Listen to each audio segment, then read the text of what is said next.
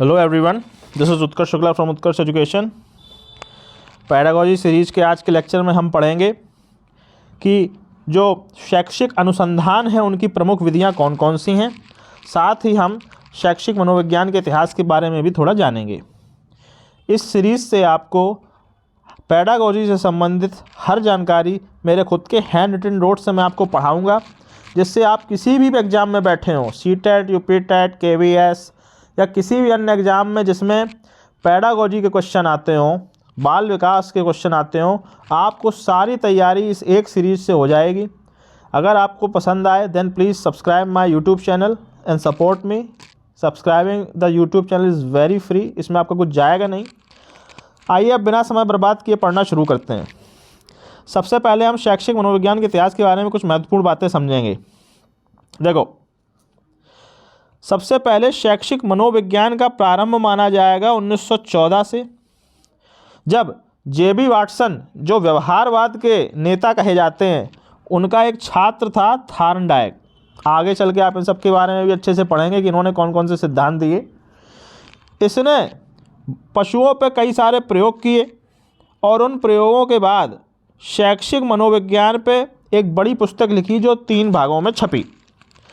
इसी पुस्तक के लिखने से दुनिया को शैक्षिक मनोविज्ञान की साइकोलॉजी का यूज़ पढ़ाने में या पढ़ने में कैसे किया जा सकता है और साइकोलॉजी के फॉर्मूलाज को लगा के आप बच्चे को कितना अच्छे से पढ़ा सकते हैं, इस चीज़ की अवधारणा यहाँ से शुरू होती है। इसीलिए इसी को ही शैक्षिक मनोविज्ञान का प्रारंभ कहा जाता है। थार्नडाइक को शैक्षिक मनोविज्ञान का पहला ईश्वर कहा जाता है, फर्स्ट गॉड।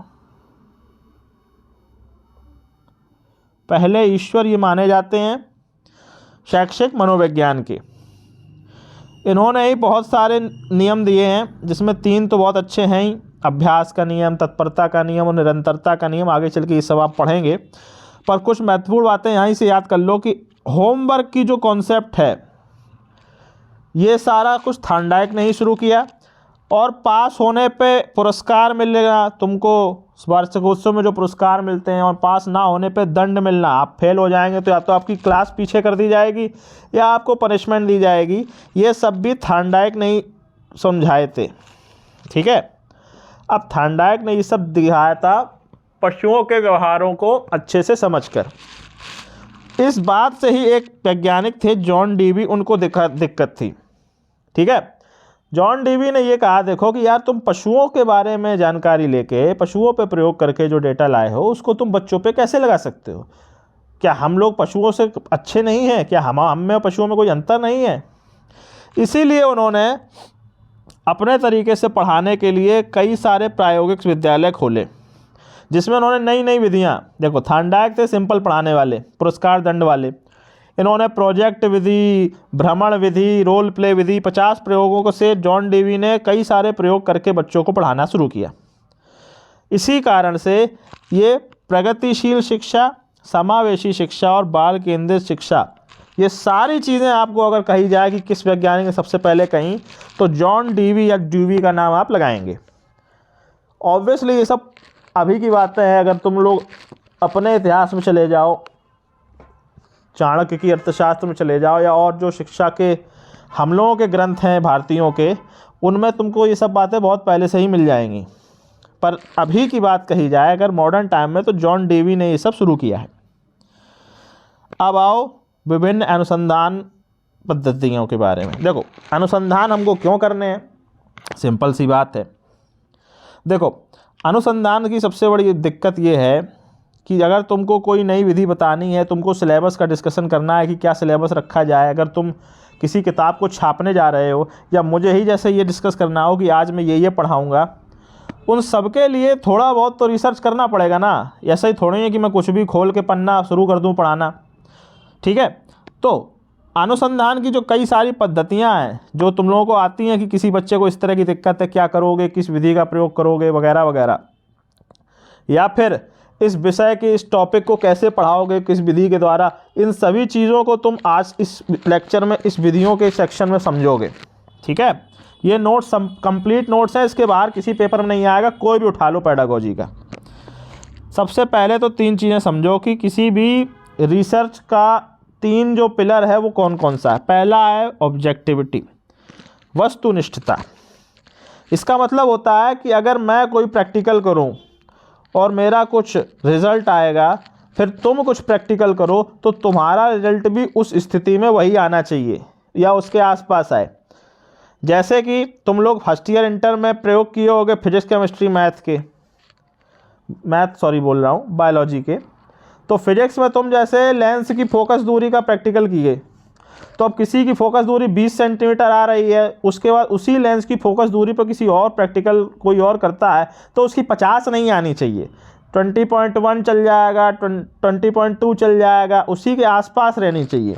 तो जब कई लोग सेम चीज़ पे प्रैक्टिकल करें तो उनके रिजल्ट भी सेम ही आए। इसको वस्तुनिष्ठता, ऑब्जेक्टिविटी कहा जाएगा। अगला वैधता, ठीक है, लीगैलिटी या प्रूवेबिलिटी, जो भी तुमको कहना हो। इसका मतलब है कि अगर तुम्हारा लक्ष्य उस लेंस की फोकस दूरी निकालना है तो तुम्हारा प्रैक्टिकल लेंस की फोकस दूरी को निकालने के लिए ही होना चाहिए। ये नहीं कि तुम उस लेंस की मोटाई नापने में लगे हुए हो, नहीं, ऐसा नहीं है। अगर आपका प्रैक्टिकल, आपका उद्देश्य है कि उसकी फोकस दूरी निकालनी है तो तुम्हारा प्रैक्टिकल भी फोकस दूरी के रिलेटेड ही होना चाहिए। तुम उसकी मोटाई मत नापने लगो, ठीक है। इसको वैधता कहा जाएगा कि जो प्रैक्टिकल करो उसका जो टारगेट हो वही के लिए करना। जो रिसर्च करो उस रिसर्च का जो टारगेट है उसी पे रिसर्च रहनी चाहिए। तुमको जैसे रिसर्च करनी है कि KVS के लिए या DSSB के लिए या रीट के लिए अच्छी बुक कौन सी है, तो तुम जब बुकों की व्यवस्था समझो तो उसी पे फोकस रहो। ये नहीं कि तुम UPSC देख रहे हो कैसे निकाला जाए, वो नहीं करना है। जो लक्ष्य है उसी के पीछे रहना, वही मिलना चाहिए। अगला और आखिरी है विश्वसनीयता। एक ही व्यक्ति विभिन्न परिस्थितियों में भी समान परिणाम निकाले। इसका मतलब क्या है, उस लेंस की फोकस दूरी मैं सुबह निकालूं, दोपहर में निकालूं, शाम को निकालूं, अगले दिन निकालूं, 50 साल बाद निकालूं, फोकस दूरी में इतना चेंज नहीं आना चाहिए, ठीक है। उसे उस प्रैक्टिकल के जरिए, जिस प्रैक्टिकल से मैं फोकस दूरी निकाल रहा हूं, तो वो प्रैक्टिकल, तो वो प्रोसीजर, तो वो विधि विश्वसनीय मानी जाएगी कि हाँ, इससे जो है फोकस दूरी निकल जाती है इस तरीके से। इस तरह से ये 3 चीज़ें आपको समझनी है। ये क्वेश्चन कई बार आता है इनसे संबंधित कि ये बच्चे ने ऐसे किया है, बताइए उसको किस चीज़ में दिक्कत है, वैधता में दिक्कत है या वस्तुनिष्ठता समझने में दिक्कत है। तो तुमको ये इसी तरह से समझनी है।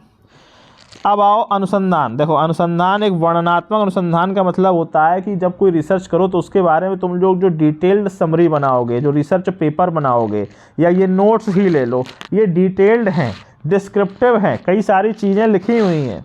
उसको करने के लिए कई सारे तरीके हैं जो नीचे मैंने नोट करवाए हैं। अवलोकन है, साक्षात्कार है, डेटा सर्वेक्षण है, चेकलिस्ट है, प्रश्नावली है, रेटिंग पैमाने हैं। अब इनको समझने की कोशिश करेंगे, ठीक है। वर्णनात्मक शोध से एक चीज़ और क्लियर करनी है। कोई स्थिति है उसको बारे में समझना है कि क्या वो है या नहीं है। जैसे कि सूर्य हमसे इतनी दूरी पर है, मान लो कुछ एक संख्या है, उतनी दूरी पर है, ठीक है। या फिर चंद्रमा हमसे इतनी दूरी पर है, या फिर सूर्य ग्रहण के समय सूर्य और पृथ्वी के बीच चंद्रमा आ जाता है। ये एक स्थिति है। जब तुम्हें ये बताना हो कि ऐसा होता है, हाँ होता है, अब जब तुम उसके लिए तो वर्णनात्मक शोध होता है, उसको तो कहेंगे। लेकिन अब तुमसे कोई ये पूछ दे कि यार ऐसा क्यों होता है कि चंद्रमा बीच में आ जाता है, ऐसा क्यों होता है कि सूर्य हमसे इतनी ही दूरी पर है, ऐसा क्यों होता है कि चंद्रमा हमसे इतनी ही दूरी पर है जितनी दूरी पर वो है, उसका कारण पता करना है तो उसके लिए तुमको अलग व्यवस्था लगानी पड़ेगी। वो इससे नहीं होगा, डिस्क्रिप्टिव रिसर्च उसके लिए नहीं होती है, ठीक है। स्थिति क्यों है उसके बारे में यहाँ चर्चा नहीं होनी है। अगला, अब आते हैं एक एक करके पढ़ाई पे। अब विधि पढ़ो। पहली, अवलोकन विधि, ऑब्जर्वेशन मेथड। ऑब्जर्वेशन तो समझते ही हो क्या होता है। किसी चीज़ को देख रहे हो, उसको समझ रहे हो, उसको ध्यान से बारीकी से परख रहे हो और समझने की कोशिश कर रहे हो कि उस चीज़ की कोई स्थिति क्या है, वो कब क्या करेगी, उसके साथ कब क्या होगा, या उसके साथ जो हो रहा है वो क्यों हो रहा है। ठीक है, अवलोकन विधि उसी को कहा जाता है। तो जब तुम किसी घटना को प्राकृतिक रूप में देखो और समझोगे तो उसे प्राकृतिक अवलोकन कहा जाएगा। जैसे कि तुम लोग देखते होगे जियोग्राफिक पे कि शेर जो है हिरन का शिकार कर रहा है प्राकृतिक रूप से, तो जब तुम उसको अवलोकन कर रहे हो उसमें तुम तो कुछ किए नहीं, तुम शेर को वहाँ नहीं बिठाए, तुम हिरन को वहाँ नहीं बिठाए, तुम उनको पास भी नहीं लाए, तुम शेर को ऑर्डर भी नहीं दिए कि शिकार करो। ये सब नेचुरली हो रहा है ना, और तुम उसको ऑब्जर्व कर रहे हो, उसका अवलोकन कर रहे हो और कुछ निष्कर्ष निकाल रहे हो कि शेर छुप के शिकार करता है, उसके बाद हिरन देखते ही बहुत तेज़ी से दौड़ना शुरू करता है, फिर शेर उसके पीछे दौड़ता है, शेर सबसे पहले गर्दन पे वार करता है। ये सारे तुमने ऑब्जर्वेशन ही तो किए, तो इसको प्राकृतिक अवलोकन कहा जाएगा, बिना किसी स्थिति को चेंज किए। अब आओ नियंत्रित वातावरण में। नियंत्रित वातावरण में जब तुम एनवायरनमेंट को कंट्रोल कर रहे हो तब वो क्या करता है, ठीक है, उसको जब ऑब्जर्व करोगे और समझोगे तो उसे नियंत्रित या प्रयोगशाला अवलोकन कहा जाएगा। उसी शेर को जब तुम पिंजरे में बांध दोगे और उसे मांस का टुकड़ा फेंकोगे तब वो उसे जैसे खाएगा, तब तुम जो ध्यान दोगे कि उसके शेर के दांत ऐसे हैं, वो शेर अपने पंजों से उसे पकड़ता है और फिर दांत से काटता है, ये जो ऑब्जर्वेशन है ये तुमने फिक्स किया है। तुमने फिक्स किया है कि उसको कहाँ रखना है, शेर को तुमने फिक्स किया है कि कितना मांस डाला जाएगा, तुमने फिक्स किया है कब डाला जाएगा, ये तुमने कंट्रोल में किया हुआ है। ठीक है, जैसे तुम लेबोरेटरी केमिस्ट्री की लैब में नहीं करते हो तुम लोग, तुम डिसाइड करते हो ना कि 10 ml सल्फ्यूरिक एसिड डालना है या 20 ml कास्टिक सोडा डालना है, ये सब तुम फिक्स करते हो। उसके बाद जो प्रयोगशाला होती है उसको तुम ऑब्जर्व करते हो कि तुम्हारा जो विलयन है, जो सॉल्यूशन है वो नीला हो गया या पीला हो गया, उसको तुम लिखते नहीं हो डायरी में, तो उसको कहते हैं प्रयोगशाला अवलोकन। ठीक है, जब समझ के लिखते हो। अगला, किसी घटना को जब दूर से देख के समझोगे तो गैर प्रतिभागी अवलोकन होता है। जैसे वो शेर का एग्जाम्पल है, उसमें तुम खुद तो शिकार में भाग ले नहीं रहे हो, तुम तो दूर से देख रहे हो ना, तो गैर प्रतिभागी हो। और घटना और प्रयोग में भाग लेते हुए जब उसे समझना होता है, जब तुम उस घटना का हिस्सा हो, तो उसे प्रतिभागी अवलोकन कहा जाता है। प्रयोगशाला में देख लो या पीटी में देख लो या कोई स्पोर्ट्स खेलते वक्त देख लो, ठीक है, स्पोर्ट्स टीवी पे देख रहे हो तुम और ऑब्जर्व कर रहे हो और अंदाज़ा लगा रहे हो कि इंडिया मैच जीतेगी या नहीं, तो वो गैर प्रतिभागी, तुम उसमें भाग नहीं ले रहे हो ना, तुम तो बाहर बैठे हो ना ग्राउंड के। लेकिन तुम खुद जाके फील्ड पे कोई मैच खेल रहे हो दूसरे स्कूल के साथ या दोस्तों के साथ, तब तुम्हें जीत के लिए कितना रन चाहिए, उसमें तो तुम प्रतिभागी हो ना, उसमें तो तुम खुद भाग ले रहे हो, उसमें तो खुद भाग ले रहे हो ना तुम, तो उसको प्रतिभागी अवलोकन। इस तरह से ये 4 प्रकार के ऑब्जर्वेशनल मेथड होते हैं जिनका यूज किया जाता है। अगला तो देखो इंटरव्यू विधि है। इंटरव्यू तो सबको पता ही है, आमने सामने बैठ के क्वेश्चन आंसर होते हैं। उसके बाद आता है प्रश्नावली, क्वेश्चनायर विधि। क्वेश्चनायर देखो जनरली दिया जाता है जब आपसे डिस्क्रिप्टिव क्वेश्चन पूछा जाए। क्वेश्चनायर का सबसे बढ़िया एग्जाम्पल होता है जब तुम कोई फार्म भरते हो, वो एक क्वेश्चनायर तो ही होता है ना, अपना नाम लिखो, अपने पिताजी का नाम लिखो, सबका नाम लिखो, ये क्वेश्चन ही तो पूछे गए और तुम उनका आंसर लिखते हो। क्वेश्चनायर उसी को कहा जाएगा। एक हमारे जो एप्लीकेशन फॉर्म होते हैं वो एक तरह का क्वेश्चनायर ही होते हैं, एक तरह की प्रश्नावली ही होते हैं। सबसे पहला ऑफिशियल जो आज के ज़माने का प्रश्नावली है, उसकी शुरुआत स्टैटिस्टिकल सोसाइटी ऑफ लंदन ने 1838 में की थी। ठीक है, अगला पढ़ो, जांच सूची, चेकलिस्ट। देखो क्वेश्चनायर जैसे तुमने देखा था, मैंने क्या कहा, पिताजी का नाम लिखो, पता लिखो, अपना पूरा पिन कोड लिखो, आधार नंबर, ये बड़ी बड़ी चीज़ें हैं। चेकलिस्ट में तो बस देखो सीधा सीधा पूछा जाएगा। चेकलिस्ट में ऐसा होगा हाँ या नहीं वाले होंगे।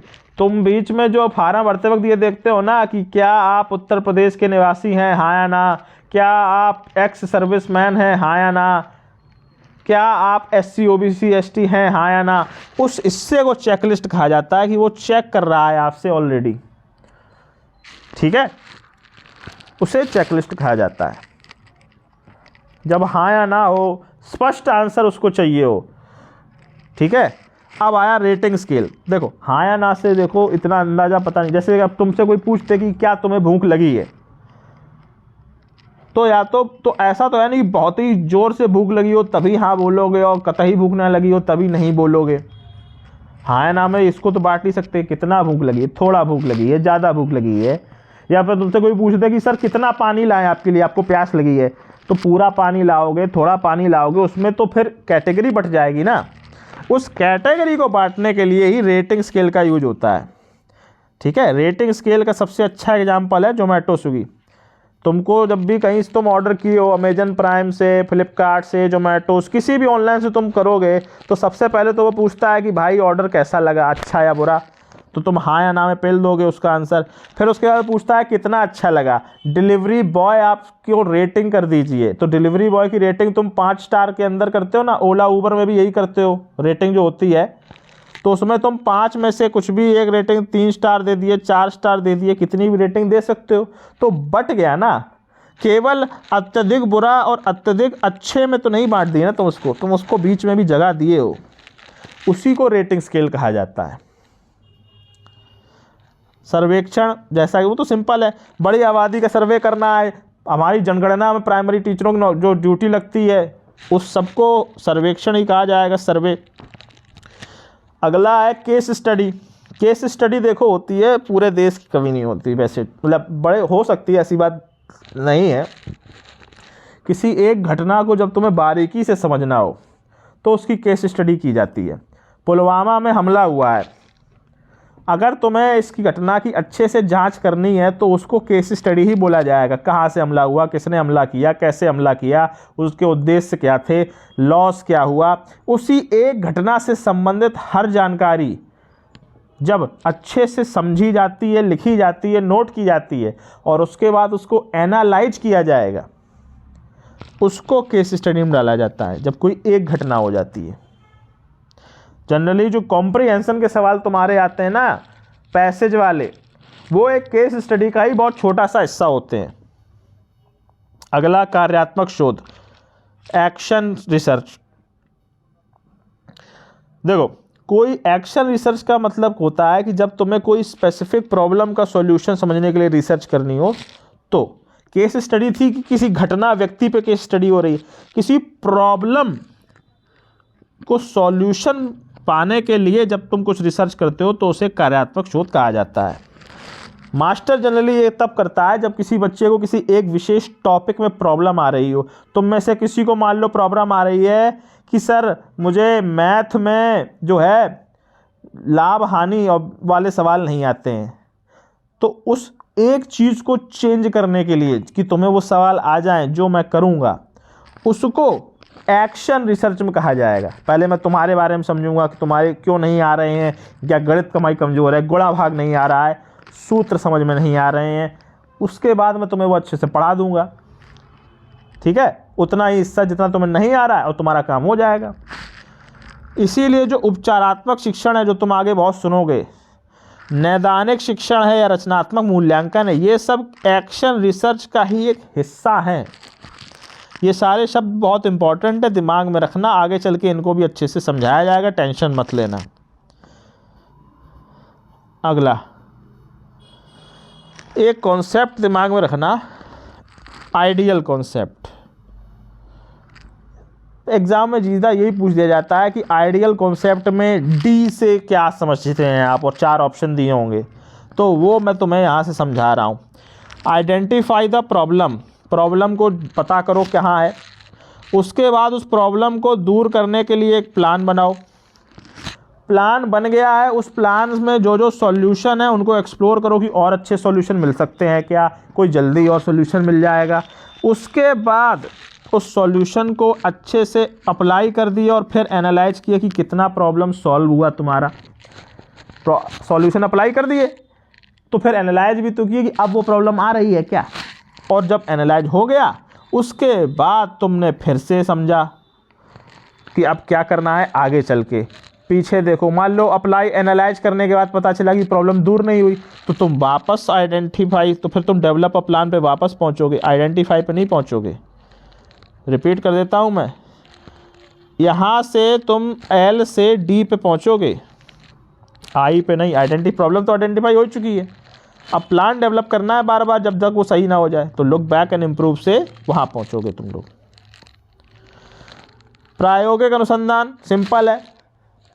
साइंटिस्ट लोग जैसे कोई दवा बना रहे हैं तो बार बार लैब में जाके प्रयोग करते हैं ना कि इतने % सॉल्यूशन होना चाहिए, ये केमिकल का यूज करना है, वो सब करना है। तो वो बार बार करते हैं जब तक उनको सॉल्यूशन नहीं मिल जाता, तो उसे प्रायोगिक अनुसंधान कहा जाता है। ठीक है,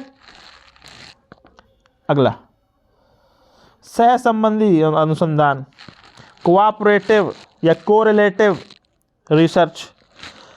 प्रायोगिक अनुसंधान में जब हम केवल 2 चीज़ों को चेक कर रहे हो कि ए में चेंज करने पर बी में कितना चेंज होता है, बस इतना ही चेक कर रहे हो, तो उसे केवल सह संबंधी अनुसंधान कहा जाता है कि ए और बी में आपस में संबंधित है। ए की वैल्यू चेंज करते हैं तो देखें बी की वैल्यू कितनी बदलती है। जैसे वॉल्यूम और टेम्परेचर चेंज करना हो तुम्हें, पानी का वॉल्यूम कुछ है, पानी का वॉल्यूम है कुछ, तापमान बढ़ा दिए तो उसका आयतन बढ़ा या घटा, तुम बस इतना चेक कर रहे हो। अगर कि बढ़ाने पे बढ़ जाता है, घटाने पे घट जाता है, तो उसको सह संबंधी अनुसंधान ही कहा जाएगा। अब तुम अगर उसमें प्रेशर भी जोड़ दो कि टेम्परेचर इतना है और प्रेशर इतना है, तब वॉल्यूम इतना है, तब आयतन इतना है, फिर टेम्परेचर चेंज कर दी और प्रेशर चेंज कर दी, 2 चीज़ें हो जाएंगी ना। अगर एक के बजाय 2 चीज़ें हो गई, सो ही वो प्रायोगिक अनुसंधान हो जाएगा ऊपर वाला। एक से ज़्यादा जब हो जाता है। आखिरी आओ, अनुदैर्ध्य और क्रॉस अनुभागीय अनुसंधान। जब एक ही घटना को अधिक समय तक हम ऑब्जर्व करें, एक ही व्यक्ति को अधिक समय तक ऑब्जर्व करें, तो उसे अनुदैर्ध्य अनुसंधान कहा जाता है। महापुरुषों की आत्मकथा या जीवनी, बायोग्राफी अनुदैर्ध्य अनुसंधान का ही उदाहरण है। जब हम एक ही व्यक्ति को ऑब्जर्व किए हो जीवन भर कि अब वो ये किया इतना उम्र में, उसके बाद इस उम्र में ये किया, तो वो अनुदैर्ध्य अनुसंधान में आएगा। जैसे कि एक शहर उठा लिए, जैसे मैं अभी कानपुर में हूँ, तो मैं कानपुर के पिछले 10 साल का टेम्परेचर निकालूं हर महीने का और समझूं कि इतने साल में ये हुआ, इस साल इस महीने ये टेम्परेचर था, तो वो अनुदैर्ध्य में ही आएगा। क्रॉस अनुभागीय में आता है जब मैं कई घटनाओं को एक साथ देखूं।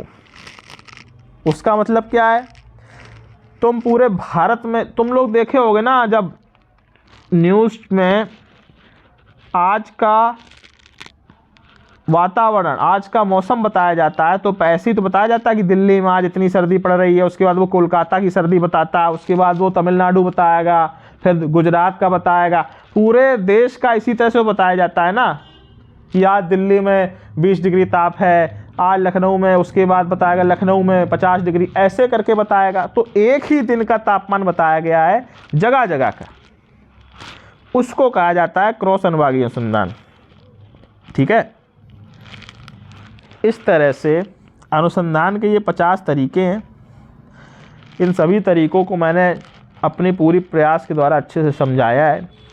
जिसको डाउट हो पूछो, कमेंट में पूछो, उसके बाद टेलीग्राम पे भी पूछ सकते हो, लिंक डिस्क्रिप्शन बॉक्स में मिल जाएगी तुमको।